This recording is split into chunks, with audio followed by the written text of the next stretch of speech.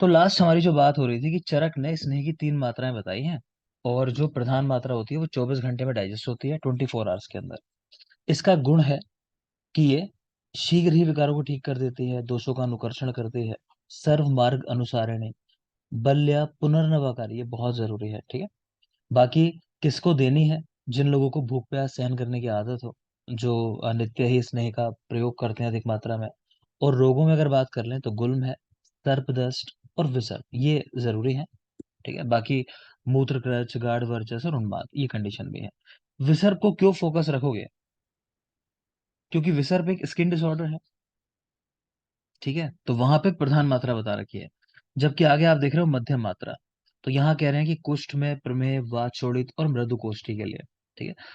तो यहाँ याद रखने की बात है कि त्वचा के जितने भी विकार हैं, है ना, उनके अंदर ये बता रखी है मध्यम मात्रा, यानी ये, ठीक है। लेकिन विसर्प के अंदर क्या देखा आपने? विसर्प में जो यूज करा रहे थे वो प्रधान मात्रा थी, यहाँ लिखने में गड़बड़ हो गई थोड़ा। प्रधान। हाँ, तो आप तो जानते ही हो, ऊपर आपने देख लिया कि विसर्प में प्रधान मात्रा है, और बाकी त्वचा के जो विकार हैं उनमें मध्यम मात्रा है, ये चीज याद रखोगे। दूसरी जरूरी बात है कि बेटा प्रमेह के अंदर ऐसा नहीं है कि स्नेह की ह्रस्व मात्रा यूज हो रही हो, प्रमेह में भी मध्यम मात्रा यूज होती है। सेम चीज मृदु कोष्ठ वाला व्यक्ति, तो मृदु कोष्ठ में देख के ऐसा लगता है कि वात कम होगा, तो शायद ह्रस्व मात्रा काम कर जाएगी, लेकिन ऐसा नहीं है, वहां भी मध्यम मात्रा बताई गई है। और एक और चीज देख रहे हो कि स्नेह की मध्यम मात्रा के लिए शब्द आया मंद विभ्रंशा। विभ्रंश का मतलब होता है कोई कॉम्प्लिकेशन होना, तो मध्यम मात्रा से मध्यम टाइप के, मतलब मंद विभ्रंश, यानी थोड़े से कॉम्प्लिकेशन हो सकते हैं, क्लियर। ऐसा नहीं है कि नहीं होंगे। तो मध्यम मात्रा से मंद विभ्रंश, ठीक है, तो इसको मंद विभ्रंशा भी कहते हैं इस मात्रा को।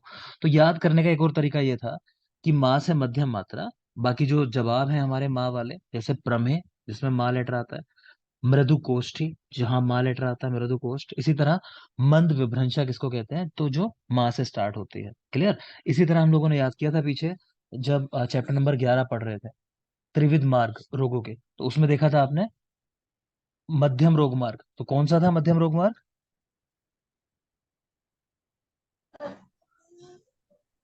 बोलो शाखा। बेटा। शाखा था मध्यम रोग मार्ग, बेटा बाह्य बाह्य रोग मार्ग था वो, मही मर्मस्ति से मर्मास्ती तो मर्मास्ती ठीक है। से। मर्मास्थि संधि, तो वहां भी यही तरीका था याद करने का, कि माँ से मर्मास्थि संधि और माँ से मध्यम रोग मार्ग। मेरी बात समझ रहे हो? मैं ट्रिक बता रहा हूँ कि माँ वाली चीजों को माँ के साथ रिलेट कर दो, तो आपका आंसर निकल आएगा। आगे देखिए। अब जरूरी बात आती है कि जो मध्यम मात्रा है इसको बेटा शोधन के लिए यूज कराते हैं, ठीक। सोच के ऐसा लगेगा कि स्नेह की प्रधान मात्रा दे रहे होंगे हम लोग शोधन के लिए, लेकिन ऐसा नहीं है, मध्यम मात्रा शोधन के लिए यूज कर रहे हैं, ठीक है। और शमन कराने के लिए प्रधान मात्रा। तो शोधन के लिए मध्यम मात्रा, शमन के लिए प्रधान मात्रा। वाग्भट ने इसको उल्टा कर दिया, आचार्य वाग्भट, उन्होंने उल्टा कर दिया। उन्होंने क्या किया कि शोधन के लिए प्रधान मात्रा और शमन के लिए मध्यम मात्रा। उसी तरह से जैसे उन्होंने पीछे दोषों का संचय प्रकोप प्रशमन आपने देखा था, तो मैंने कफ का संचय प्रकोप प्रशमन बताया था सार्थक। चरक के अनुसार कफ का संचय प्रकोप प्रशमन बोलो। इतनी देर नहीं लगती बेटा। सर मत हम्म। सर, कफ का क्या? संचय कब होता है, प्रकोप कब होता है, प्रशमन कब होता है नेचुरली, किस ऋतु में? चलो और कोई बोल दो, जल्दी से बोलो, इतना टाइम सर लगा नहीं। सर वसंत ऋतु में प्रकोप होता है। ठीक है। संचय, मेन वही जानना चाह रहा हूँ बेटा, सर वही। शिशिर सर ये शिशिर ऋतु में संचय। बेटा यही गड़बड़ है, आपको यही बताया था कि चरक ने क्या किया है, चरक ने हेमंत में संचय हेम बताया है, और हेमंत ऋतु वाग्भट ने वहां बताए। शिशिर कर दिया है, ठीक है। वाग्भट ने शिशिर किया है, उसी तरीके से कह लो कि यहाँ भी वाग्भट ने आके ठीक कर दिया, जो उनको लगा कि बेटर ऐसे होगा, तो वो चीज कर दी। खैर आगे चलते हैं, चलो। तो नेक्स्ट है ह्रस्व मात्रा, यानी सबसे स्मॉल वाली जो मात्रा है। तो जहां भी आमज कंडीशन है, जैसे ज्वर हुआ, अतिसार, कास, बच्चों में मैंने कहा पहले से ही वो दूध का सेवन करते हैं ज्यादा, तो कफ बढ़ा ही रहता है बॉडी में, तो वहां ह्रस्व मात्रा दे रहे हैं। और वृद्ध क्योंकि डाइजेस्ट नहीं करते इसने ज्यादा, तो इसीलिए उनमें भी ह्रस्व मात्रा ही दे रहे हैं। इसके गुण क्या होते हैं? भ्रंगण करने वाली है, याद रखना। निराबाधा, यानी कोई कॉम्प्लिकेशन नहीं है। चिरम चाप्य अनुवर्तते, यानी स्नेह की जो ह्रस्व मात्रा है, इससे जो गुण आप बॉडी के अंदर डालते हो वो लंबे समय तक बने रहते हैं, वो गुण स्थिर रहते हैं लंबे समय तक। आगे देखें। आचार्य सुश्रुत, उन्होंने स्नेह की 5 मात्राएं बताई, यहाँ लिखा हुआ है। चतुर्भाग गते अहनि, अर्ध दिवस, चतुर्भाग अवशेषित है, परिणत अनि और अहोरात्र। मतलब कितने कितने टाइम में डाइजेस्ट हो जाती हैं। तो क्रमशः अगर बात करें तो 3 घंटे, 6 घंटे, 9, 12 और 24 घंटे में डाइजेस्ट होने वाली 5 मात्राएं। ठीक। अब देखोगे कौन सी मात्रा कहाँ यूज कर रहे हैं। तो पहले वाली मात्रा जो है 3 घंटे वाली, तो वहां शब्द आया अल्प दोष।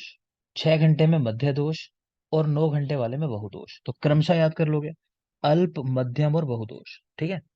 फिर 12 और 24 घंटे वाली में, 12 घंटे वाली में लिखा है गिलानी मद मूर्छा में, गिलानी मद मूर्छा में। और 24 घंटे वाली में लिखा है कुष्ठ, विष, उन्माद, ग्रह, अपस्मार, इन रोगों के अंदर। ठीक है। तो क्रमशः याद कर लोगे, अल्प दोष, मध्य दोष और बहुदोष के अंदर। उसके बाद गिलानी मद मूर्छा। ठीक है। और 24 घंटे वाली कुष्ठ, विष, उन्माद, ग्रह और अपस्मार। और देखेंगे जो 3 घंटे वाली है, तो वो कह रहे हैं अग्नि का दीपन करने का काम करती है। 6 घंटे वाली वृश्य का काम करेगी और ब्रह्मण करने का काम करेगी, शरीर को बढ़ाने का काम। तो वृश्य का भी काम करती है, ध्यान रखना, 6 घंटे वृश्य।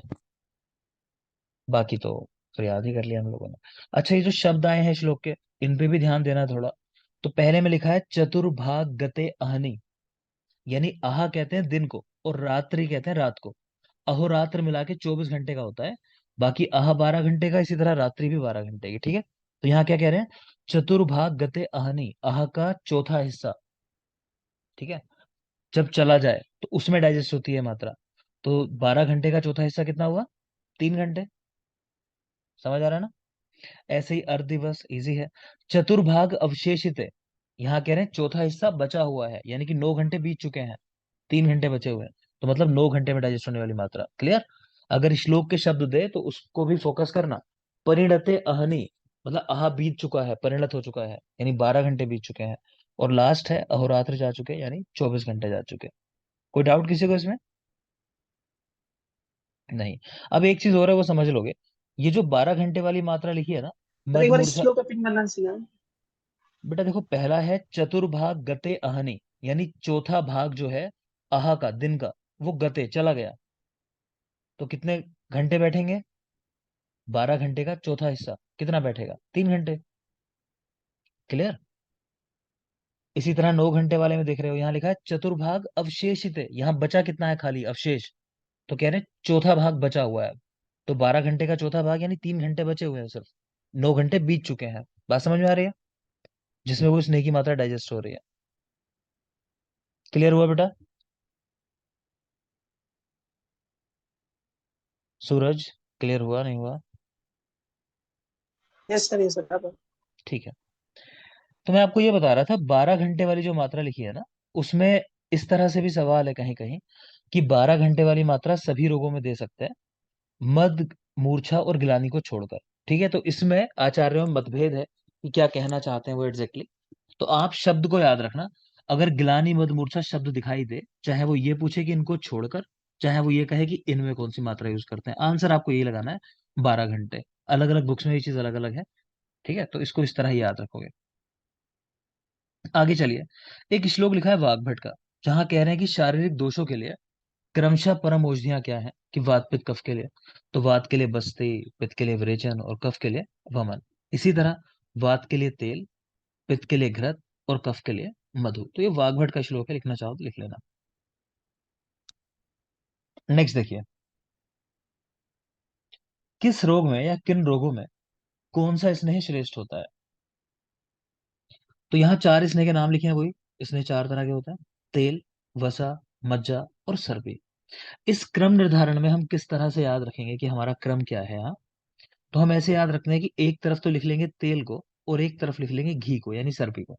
क्लियर। उसके बाद सर्पी क्योंकि महंगा आता है, घी तो अब मिलता है भाई 1000 रुपये, 1500 रुपये किलो, है ना।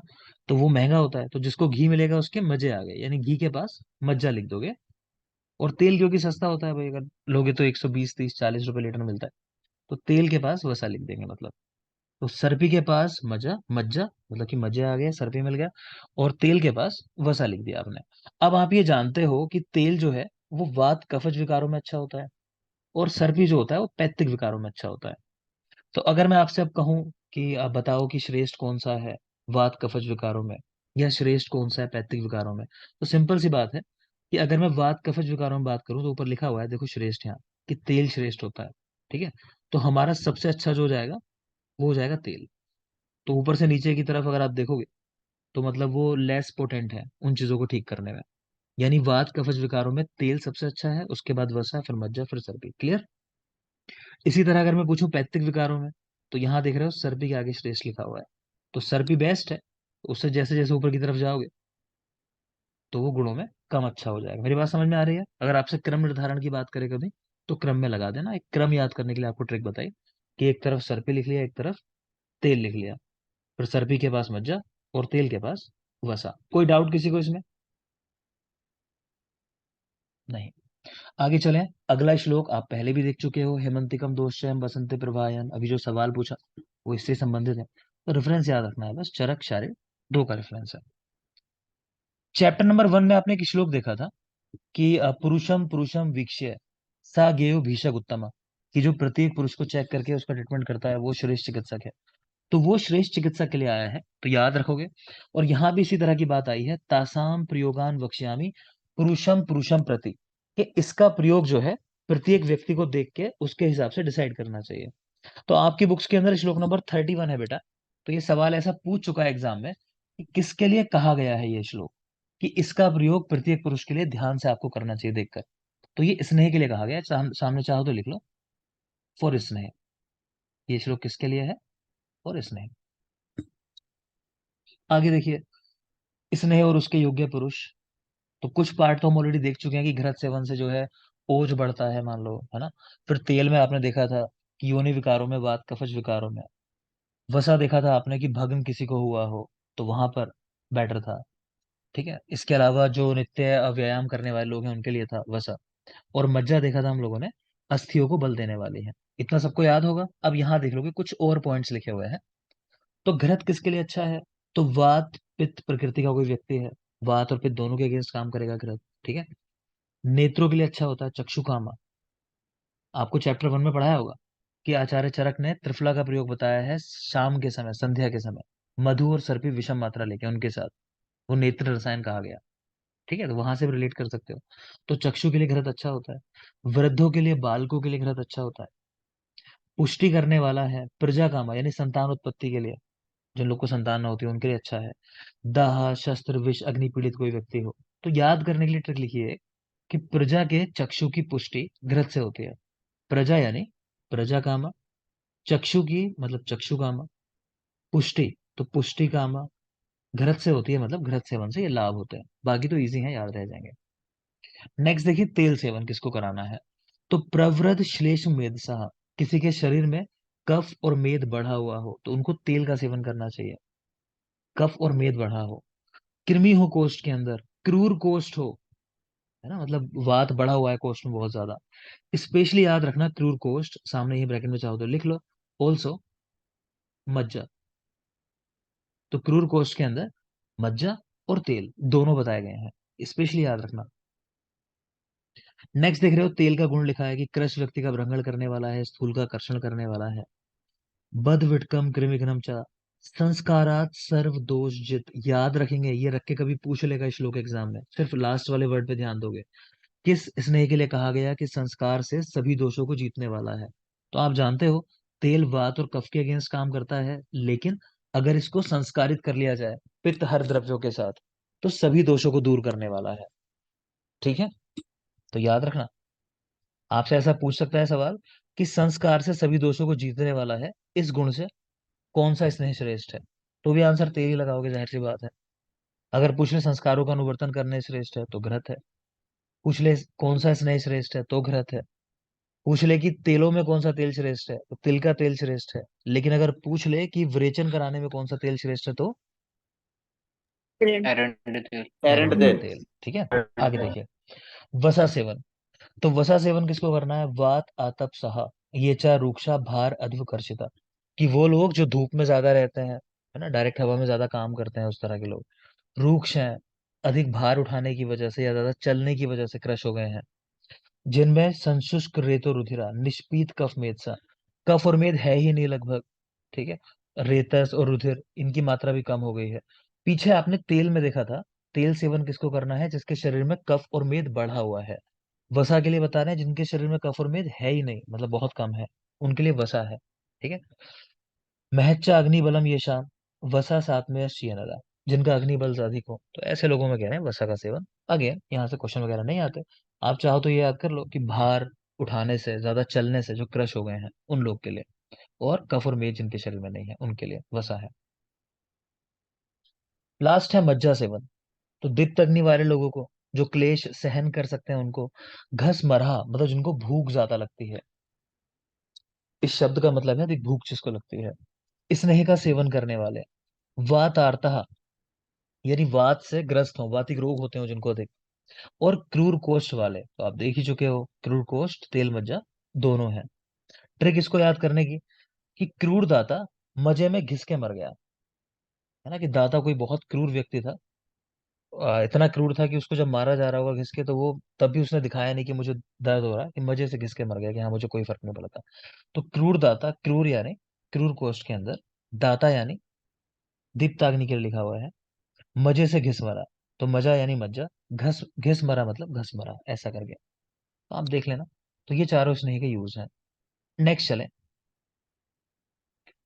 कह रहे हैं कोष्ठ कितने प्रकार के होते हैं। कोष्ठ तो एक वाग्भट का लिखा हुआ है और एक सुश्रुत के अनुसार लिखा हुआ है। कोष्ठ में किस दोष की प्रधानता है। क्रूर कोष्ठ है, फिर मध्यम कोष्ठ, फिर मृदु कोष्ठ। तो बेसिक तो आप सब जानते ही होंगे कि भाई क्रूर कोष्ठ है वात की वजह से होगा। ठीक है। किसी को आसानी से विरेचन हो जाता है, मतलब तो उसमें पित्त की प्रधानता होगी, मृदु कोष्ठ वाला। और जो मध्यम कोष्ठ वाला होता है, वहां देख पा रहे हो कफ, और यही ओब्लिक करके लिख लो सम, सम भी लिख लेंगे कि सम दोष हो या कफ की प्रधानता हो, तो यहाँ होता है मध्यम कोष्ठ। नेक्स्ट देख रहे हो आचार्य सुश्रुत, उन्होंने बस क्या कर दिया, ये जो कफ था ना वाग्भट का मध्यम कोष्ठ के अंदर, इसको उठा के क्रूर कोष्ठ में डाल दिया, बाकी सारा सेम है। कि मतलब क्रूर कोष्ठ के अंदर वात या कफ दोष की डोमिनेंसी होगी, मध्य कोष्ठ के अंदर दोष सम होंगे, मतलब वात पित्त कफ इक्वल होंगे जैसे, और मृदु कोष्ठ के अंदर तो पित्त की प्रधानता होगी। इजी है, रिलेट कर पा रहे होगे ना। कोष्ठ का मतलब इस चीज से है कि आपको मतलब किसी को कॉन्स्टिपेशन रहता है क्या, मतलब पर्गेशन कैसा होता है, तो वात की वजह से कॉन्स्टिपेशन होता है सीवियर, तो लिखा है क्रूर कोष्ठ है। और पित्त वाले का मृदु कोष्ठ होता है, आसानी से विरेचन हो जाता है क्योंकि, और मध्यम वाले में कफ या समदोष।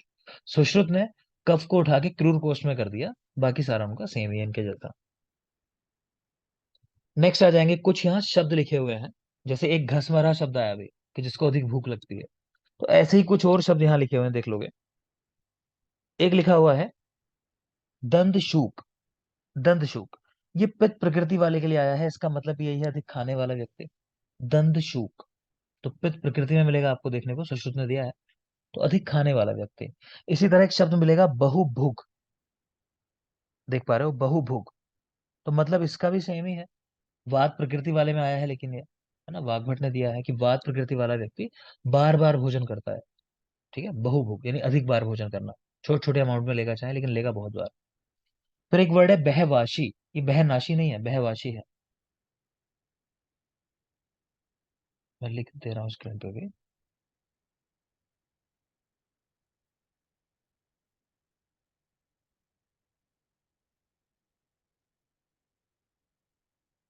इस तरह लिख लेना बहवाशी।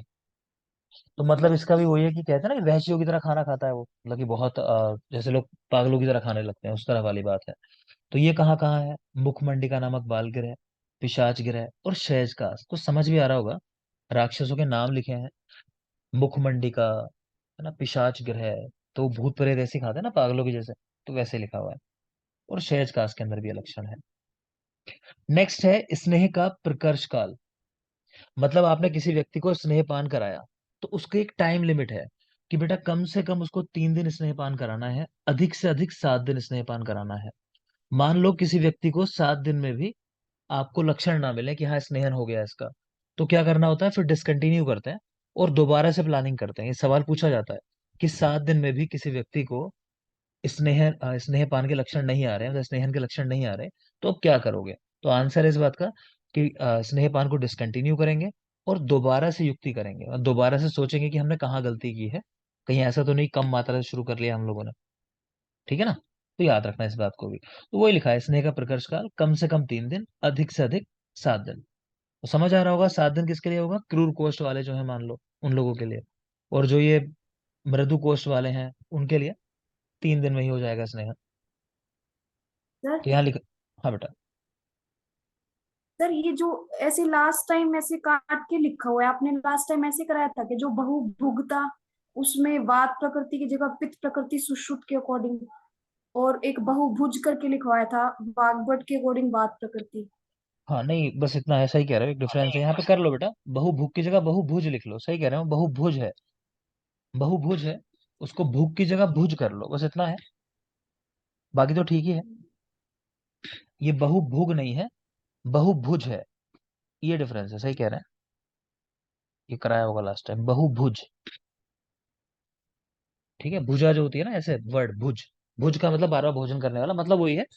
तो बस आप सही कर लोगे वर्ड, बहुभुग की जगह भुज कर लोगे। क्लियर, आगे देखते हैं चलो, बाकी और कोई डिफरेंस नहीं है, ठीक कह रहे हो।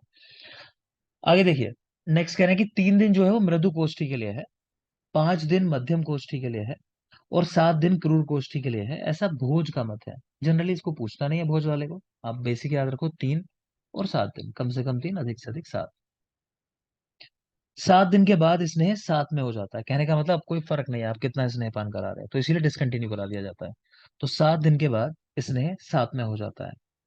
नेक्स्ट लिखा है स्नेहन किसको नहीं कराना, तो जिसने नस्य लिया हो अभी, या बस्ती कर्म कराया हो।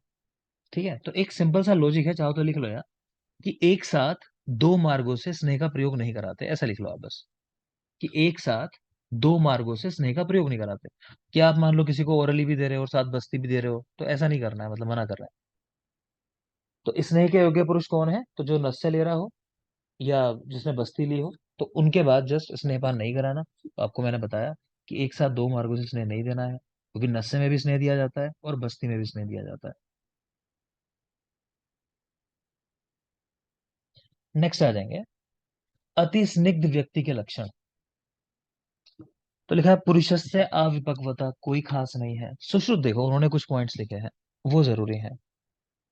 भक्त द्वेष, मुक्षराव, गुद्दाह, प्रवाहिका, पांडु, और पुरीश अति प्रवृत्ति। तो यहाँ भी कोई खास तो है नहीं, वैसे मुक्षराव है एक अति स्निग्ध में, जो आप देख सकते हो, मुक्षराव। पांडुता देख सकते हो चाहो तो मुख से श्राव होना और पांडुता। नेक्स्ट है अस्निग्ध व्यक्ति के लक्षण, कि आपने स्नेहपान कराया लेकिन लक्षण नहीं मिल रहे, तो कैसे पता चलेगा। एक तो उसका मल जो है वो ग्रथित होगा, पुरीश ग्रथित। गात्र अस्निग्ध, उसका शरीर जो है वो गात्र अस्निग्ध होंगे, मतलब ये है कि मान लो स्किन के ऊपर आपने नेल से रब करके देखा, ठीक है, तो वहां पे जैसे जनरली क्या होता है कि अभी सर्दियां हो रही थी, सब स्किन के ऊपर जब स्क्रैच करते होगे तो निशान पड़ जाता है ना, तो यहाँ नहीं पड़ता है जब स्नेहन करा देते हैं। तो कह रहे हैं यहाँ ऐसा हो नहीं रहा, लेकिन क्या हो रहा है, स्क्रैच का निशान पड़ जा रहा है, तो उससे पता चल रहा है कि गात्र इसके अस्निग्ध है। नेक्स्ट देखोगे सम्यक स्निग्ध पुरुष के लक्षण, ये सबसे जरूरी है जो आपको याद रखने हैं। तो वात का अनुलोमन हो जाता है, अग्नि जो है वो बलवान हो जाती है, मल जो है वो स्निग्ध हो जाता है, प्रॉपर फॉर्मेशन में होता है, मृदुता आ जाती है अंगों में। ठीक है, तो मेन तो यह है वात का अनुलोमन होना और अंगों में मृदुता आ जाना। ठीक है, तो इन दोनों को याद रख सकते हो। नेक्स्ट देखिए, सुश्रुत ने क्या लिखा, ये सबसे जरूरी बात है यहाँ, क्योंकि आप इससे इत्तेफाक नहीं रखोगे, तो देख लोगे। ये सम्यक स्निग्ध का लक्षण है कि व्यक्ति को ग्लानि हो जाएगी। किससे ग्लानि होगी, स्नेह से, कि अब उसका मन नहीं करेगा स्नेह लेने का, क्योंकि शरीर में ऑलरेडी कफ इतना बढ़ चुका है कि उसको वॉमिटिंग आने को तैयार होगी। ठीक है, तो ग्लानि हो जाती है। और अधस्तात स्नेह दर्शनम, यानी गुद मार्ग से स्नेह का दिखाई देना। ठीक है, तो मतलब स्नेह जो ले रहा है वो डाइजेस्ट नहीं हो रहा, वो ऐसे ही पास हो जा रहा है स्टूल के रास्ते। तो ये दोनों बातें बहुत जरूरी हैं, गिलानी देख के कहीं ऐसा मत समझ लेना कि अति स्निग्ध का लक्षण है, देख के ऐसा लगता है अधिक स्निग्ध हो गया होगा शायद इसलिए गिलानी हो रही होगी, ऐसा नहीं है। सम्यक स्निग्ध में ही सुश्रुत ने बताया गिलानी और अधस्तात स्नेह दर्शनम। क्लियर, आगे देखें। स्नेहपान के एक दिन पूर्व आपको क्या देना है व्यक्ति को, उष्ण अनअभिसंधि न अति स्निग्ध असंकीर्ण द्रव प्राय आहार। कहने का मतलब ये है कि जो नेचुरल डाइट व्यक्ति अपने लेता है वैसी डाइट ले, बस ध्यान रखे वो कफ को बढ़ाने वाली ना हो, क्योंकि आप आगे स्नेह देने वाले हो। तो स्नेह को पचाने के लिए जरूरी है कि कैसा हो कोष्ठ, कि कफ दोष ना हो अधिक उसके अंदर, है ना, और उष्ण आहार रहा हो कि जो पच गया हो आराम से पहले का। असंकीर्ण का मतलब यही होता है कि जैसा आप रेगुलरली लेते हो उस तरह का, एकदम से बहुत गरिष्ठ भोजन नहीं ले लेना, और लिक्विड डाइट लेने को प्रेफर कर रहे हैं। तो देख लेंगे, सवाल नहीं पूछा जाता है। लेकिन कंफ्यूजन कहाँ होता है वो बता देता हूँ। यहाँ तो दिया है स्नेहपान के एक दिन पूर्व क्या देते हैं, और इसी तरह एक सवाल आता है कि वमन के एक दिन पूर्व क्या देता है। तो वमन के एक दिन पूर्व इसका जस्ट अपोजिट है। वहां पे कैसा देते हैं, कफ को बढ़ाने वाला, क्योंकि अगले दिन सुबह हमें वोमिटिंग वमन कराना है, तो हम चाहते हैं शरीर में कफ बढ़ा हुआ हो बहुत ज्यादा। ठीक है, तो कंफ्यूज मत हो जाना। यहाँ कह रहे हैं स्नेह से पहले क्या देना है, ठीक। और वहां कहते हैं वमन से पहले क्या देना है। वमन के पहले कफ को बढ़ाया जाता है, उस उत्क्लेश करते हैं दोषों का हम लोग, तो वहां अच्छा है वो कफ को बढ़ाने वाला आहार, ठीक। आरती, सही है बेटा। हाँ जी सर। याद रखोगे, जरम्भा नहीं आनी चाहिए किसी को भी। आगे चलिए। नेक्स्ट है स्नेहपान का समय, कब कराना है स्नेहपान। पहला कह रहे हैं कि संशमन के लिए आप स्नेहपान करा रहे हो, तो मतलब कौन सी वाली मात्रा दोगे बताओ संशमन के लिए स्नेह की। मध्यम मात्रा। मध्यम मात्रा, ठीक है। तो मध्यम मात्रा जब दे रहे हो यानी संशमन जब करा रहे हो, तो अन्न काले प्रकांक्षितः, अन्न काले प्रकांक्षितः इसका मतलब है कि भोजन का टाइम तो हो चुका है, लेकिन अब आपको भोजन नहीं करना, आपको स्नेहपान लेना है। तो भोजन के समय भूख लगने पर, इसका मतलब ये होता है, चाहो तो लिख सकते हो अन्न काले प्रकांक्षिता, कि भोजन का टाइम जब आपका हो गया उस समय भूख लगने पे। और संशोधन के लिए आहारे नैशे जीर्णे, कि रात्रि का खाया हुआ आहार जीर्ण हो चुका हो यानी सुबह सुबह, तो संशोधन के लिए देते हैं स्नेहपान। स्नेहपान के बाद क्या करना है, तो उष्णोदक का पान करना चाहिए। पढ़ लिया आप लोगों ने कि सभी स्नेह का सामान्य अनुपान क्या है, उष्ण जल है। शिवांशी, तेल का अनुपान क्या है बेटा।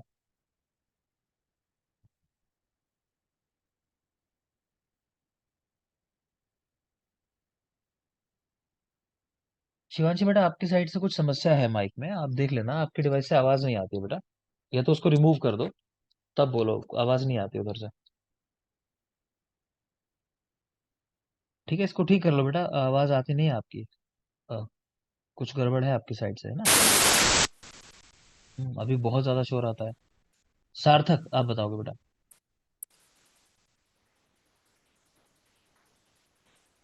सर क्या पूछा था आपने? और कोई बताओ, चलो क्या सवाल पूछा मैंने, कौन बताएगा। जी। सर यूश है, यूज ये सर यूज। ठीक है बेटा, ध्यान से सुनो, सवाल भी तो सुनना है आपको। ये अगर आपको ये नहीं पता कि मैंने क्या पूछा, तो मतलब आप फोकस नहीं कर रहे हो, मैं सबके लिए बोल रहा हूँ। कई लोग को सवाल नहीं पता चलता क्या पूछा जा रहा है, तो मतलब ये कि आपका फोकस नहीं है क्लास के ऊपर, ध्यान रखोगे। तो मैंने पूछा था तेल का अनुपान क्या है, तो यूज है तेल का जो अनुपान है, ठीक है, स्पेसिफिक। और अगर ना बताया जाए किसी का अनुपान, तो उष्ण जल सभी के लिए। क्लियर। देखो चलो वापस आ जाओ। तो स्नेह पान के बाद क्या करना है, तो एक तो कह रहे हैं उष्णोदक का पान करना है, उष्ण जल पीने में इस्तेमाल करना है। दूसरा शपाशयी, इसके आगे और लिख लो चाहो तो ब्रह्मचारी, कि व्यक्ति ब्रह्मचारी रहे, ये ब्रह्मचर्य का पालन करे उस समय में। और रात्रि को सोए, छपाशयी का मतलब है रात्रि में सोने वाला, ये नहीं कि मोबाइल पे अपना रील्स चल रही है। ठीक है, तो ब्रह्मचारी रहे, छपाशयी हो। आगे चलिए।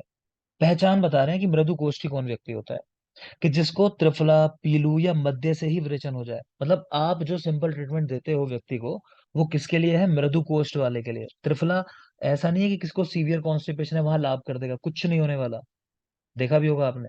फिर आप सोचते हो कि यार उसकी दवाइयां काम नहीं करते, इसलिए काम नहीं कर रही कि त्रिफला है ही नहीं उसके लिए। वो कॉन्स्टिपेशन आपके पास लेके आया है तो क्या होगा, वो ऑब्स्टिपेशन वाला पेशेंट है, यानी सीवियर कॉन्स्टिपेशन वाला, उसमें कुछ और देना पड़ेगा, इच्छा भेदी रस इस तरह की चीजें, ठीक है। तो त्रिफला, पीलू, मध्य, इनसे ही जिसको विरेचन हो जाए वो मृदु कोष्ठी है। एग्जाम में सवाल पूछ पूछ चुका है कि त्रिफला से विरेचन होता है किसको, मृदु कोष्ठी को, मध्यम कोष्ठी को, क्रूर कोष्ठी को, तो मृदु कोष्ठ वाले को सर। अविधि पूर्वक स्नेहपान कर लिया तो आशी विष के समान उपद्रव करने वाला है। आशी विष कहते हैं सांप के विष को, ठीक है। ऐसा माना जाता है कि जब ज्यादा विष वाला जो सांप होता है ना, उसको कहीं कमरे में बंद कर दो तो अपने विष से ही वो मर जाता है, मतलब उसके विष के प्रभाव से ही मर जाता है। उसी तरह से कह रहे हैं कि ऐसे ये व्यक्ति जो है, स्नेह के प्रभाव से ही उसको मतलब मृत्यु देने वाला हो जाएगा, वो अच्छा नहीं है उसके लिए। नेक्स्ट है स्नेह के अजीर्ण होने पर क्या करोगे, डाइजेस्ट नहीं हुआ स्नेह, अब पेशेंट को प्यास लग रही है, तो कह रहे हैं वमन करा दो आप उसको। ये सिंपल सा रूल है, कुछ चीज अगर गई स्टमक के अंदर, जब तक वो डाइजेस्ट होके आगे नहीं बढ़ी है, तो उसको क्या करते हैं हम लोग, वमन से निकाल देते हैं, ये तरीका होता है। अगर आगे बढ़ गई तो विरेचन से निकाल देते हैं, ठीक है ना। तो वमन कराओ, कह रहे हैं देखो अभी शायद उसकी तृष्णा शांत हो जाएगी, नहीं हो रही तो उसको शीतल जल पिलाओ। लेकिन क्योंकि शीतल जल पीते हैं अगर स्नेह के बाद, तो क्या हो जाता है बताओ। जलोदर, जलोदर। है ना। तो पिलाना तो है नहीं, लेकिन ये तो मजबूरी है कि व्यक्ति को तृष्णा लग रही है, कॉम्प्लिकेशन हो रहे हैं, तो पिला तो दिया, लेकिन पिलाने के बाद कह रहे हैं रूक्ष अन्न खिलाओ और उसके बाद उसको वमन करा दो। तो रोकना नहीं है उसको, मतलब ये नहीं कि डाइजेस्ट होने देंगे, उसको पिलाया सिर्फ और रूक्ष अन्न खिला दिया ऊपर से, क्योंकि रूक्ष अन्न क्या करेगा, स्नेह को एब्जॉर्ब कर लेगा, मतलब उसमें रूक्षता है इतनी ज्यादा, तो बस उसको बाहर निकाल दोगे आप वमन करा के। क्लियर। तो ये चरक की बात है। यहाँ कुछ पर्याय लिखे हुए हैं, उल्लेखन और प्रसेकादान, कह रहे हैं वमन के पर्याय होते हैं उल्लेखन और प्रसेकादान। और प्रस्कंदन जो शब्द है ये विरेचन के लिए आया है, प्रस्कंदन फॉर विरेचन, उल्लेखन एंड प्रसेकादान फॉर वमन, याद रखोगे पर्याय है। तो चरक का कॉन्सेप्ट तो आपने देख लिया। तो चरक क्या कर रहे थे, शीतल जल पिला रहे थे। पहले तो उन्होंने कहा कि वमन करा दो, नहीं शांति हुई तो शीतल जल पिलाओ, रूक्षण खिलाओ, वमन करा दो। सुश्रुत क्या कह रहे हैं, वो कह रहे हैं नहीं भाई, उष्ण जल से वमन कराना चाहिए। ठीक है। तो चरक की बात भी ठीक है, वो भी ये कह रहे हैं कि रोकने मत दो ना उसको, तुरंत बाहर निकाल दो। सुश्रुत कह रहे हैं नहीं, रूल ही शुरू से फॉलो कर लो, उष्ण जल से वमन कराओ।